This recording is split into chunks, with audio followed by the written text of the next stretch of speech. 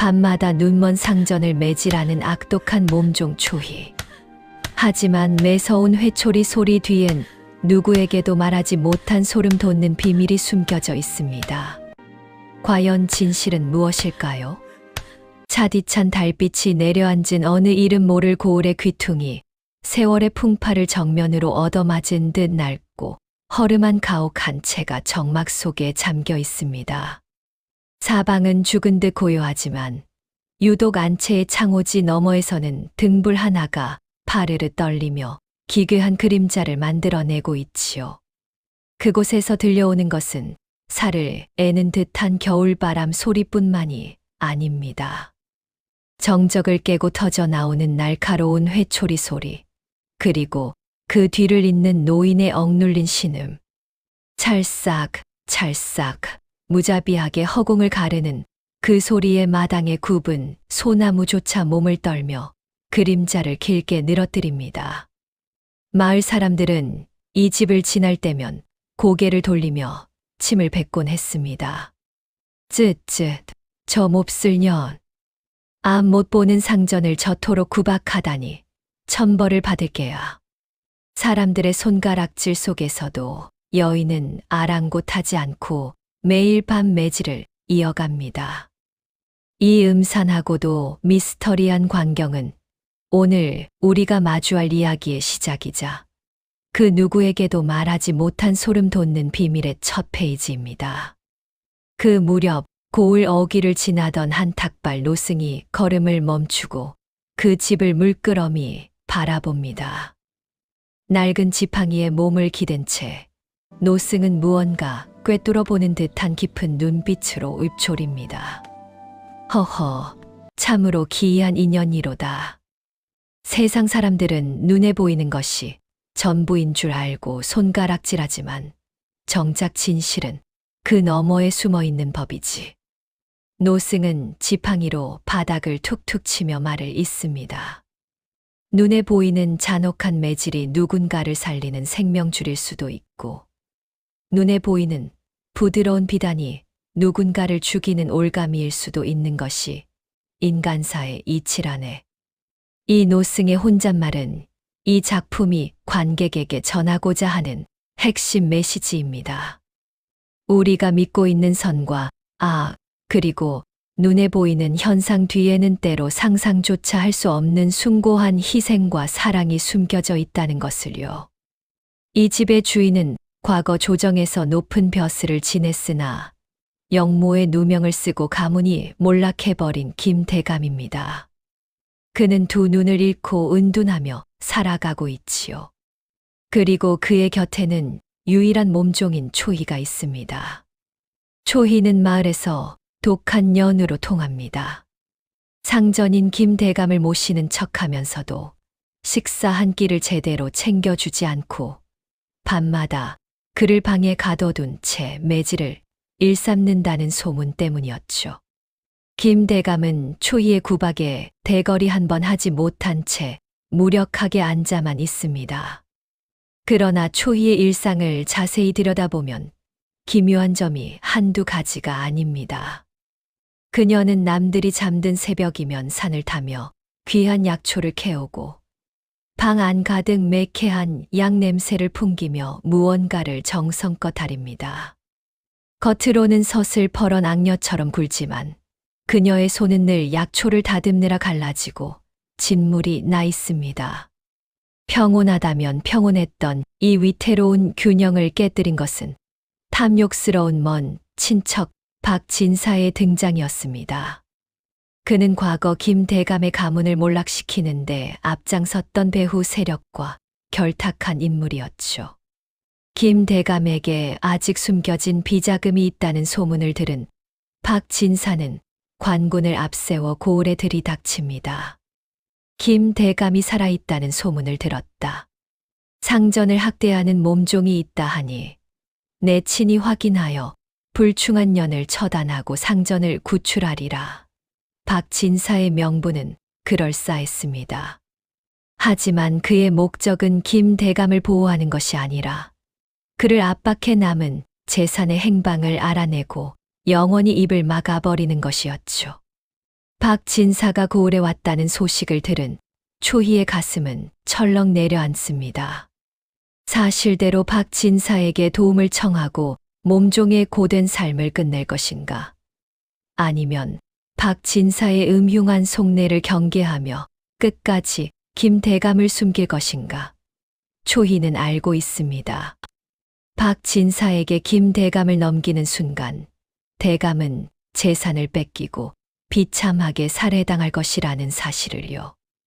나 같은 천한년이 무엇을 할 수 있을까? 초희는 떨리는 손으로 회초리를 움켜잡습니다. 지금 당장 도망친다면 자신만은 살 수 있을지도 모릅니다. 하지만 그녀는 창밖으로 보이는 군졸들의 횃불을 보며 결심합니다.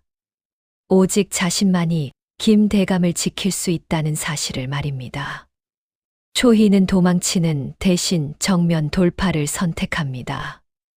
그녀는 집을 찾아온 박진사와 관군들 앞에서 더욱 독한 악역을 연기하기 시작합니다.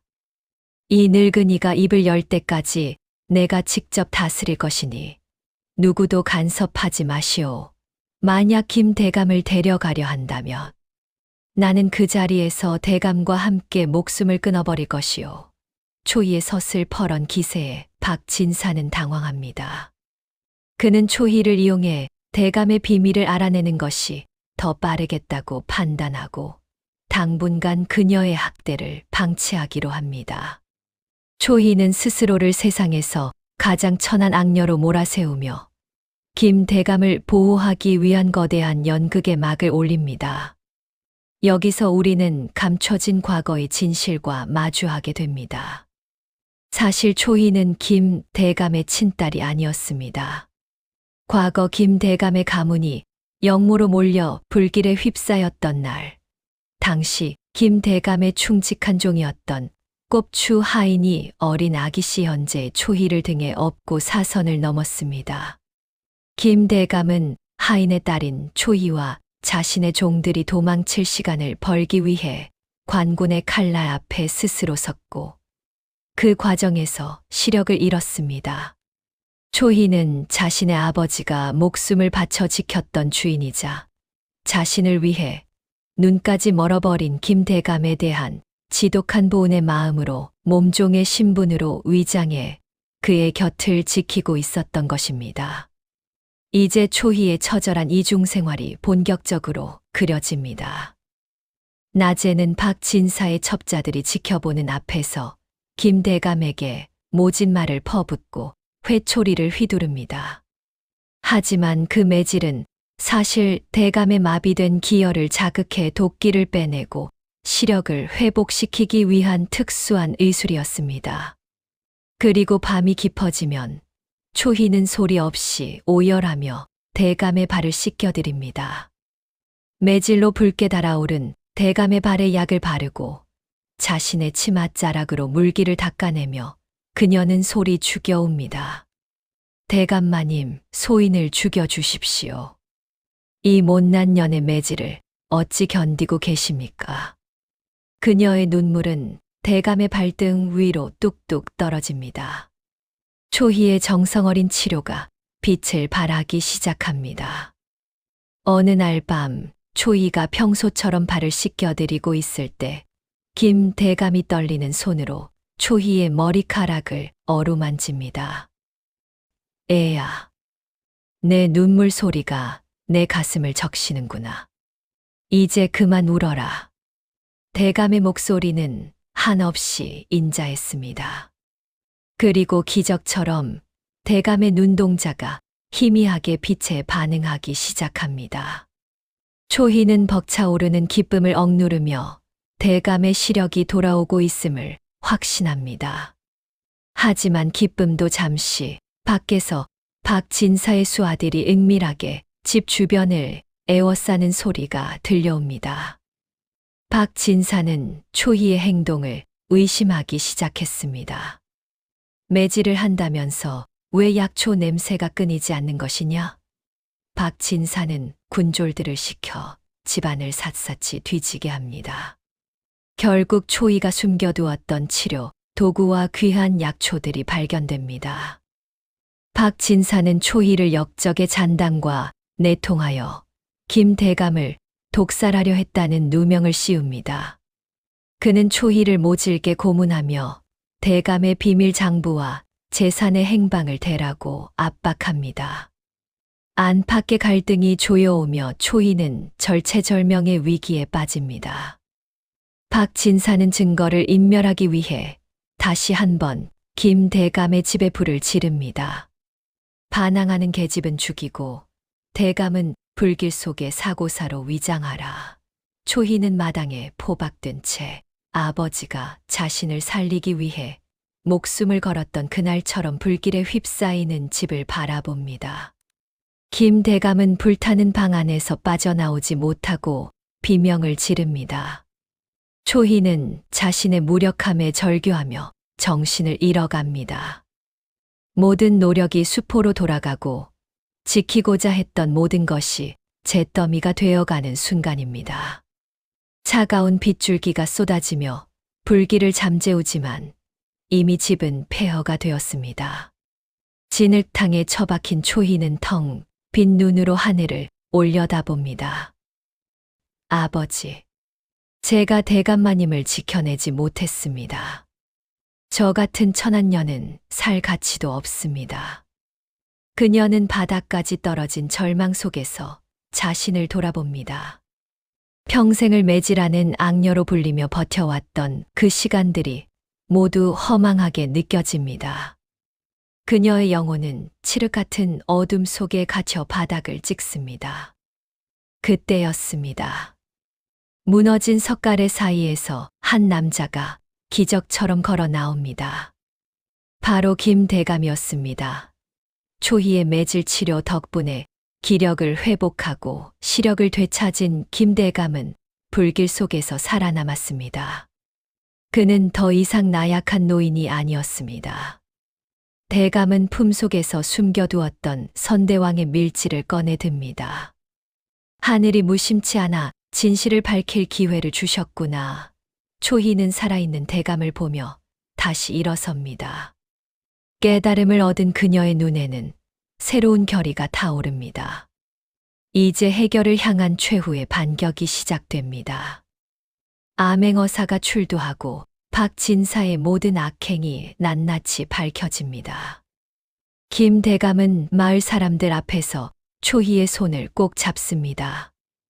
이 아이는 나를 학대한 몸종이 아니라 자신의 신분을 숨기고 내 눈을 뜨게 해준 은인이자 내 딸이다.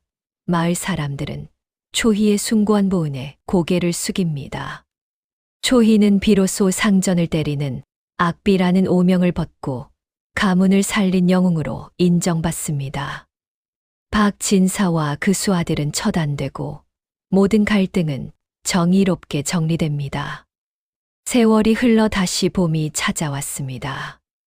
새롭게 단장한 집 앞마당에는 따스한 햇살이 가득합니다. 이제 초희는 더 이상 밤마다 숨어서 울지 않습니다. 그녀는 마루에 앉아 환하게 웃으며 대감의 발을 씻겨드립니다. 첫 장면의 어둡고 고통스러운 회초리 소리 대신 부녀의 평화로운 웃음소리가 담장을 넘습니다. 마당 한 구석 굽었지만 푸르름을 잃지 않은 소나무는 마치 초희의 단단한 충심처럼 그 자리를 지키고 있습니다. 눈에 보이는 것이 전부가 아님을, 진정한 진실은 마음으로만 볼 수 있음을 전하며 이야기는 마침표를 찍습니다. 오늘 들려드린 밤마다 상전을 때린 몸종의 비밀, 어떻게 들으셨나요? 눈에 보이는 매질보다 그 너머에 숨겨진 뜨거운 눈물이 더 깊게 다가오는 밤입니다. 세상 사람들은 초희를 악독한 몸종이라 욕했지만 그녀의 회초리는 대감마님의 생명을 잇는 마지막 줄이었습니다. 진정한 진실은 때로 눈에 보이는 현상 뒤에 꽁꽁 숨어 우리를 기다리곤 하지요. 오늘 이야기가 여러분의 가슴에 작은 울림을 주었다면 구독과 좋아요로 다음 이야기의 문을 함께 열어주세요. 여러분의 따뜻한 응원은 제가 더 기막히고 감동적인 야담을 찾아오는 가장 큰 힘이 됩니다. 지금 어느 고을에서 이 이야기를 듣고 계신가요? 댓글로 여러분이 계신 곳을 남겨주시면 반갑게 인사를 올리겠습니다. 오늘도 달빛처럼 평안하고 따뜻한 밤 되시길 바랍니다.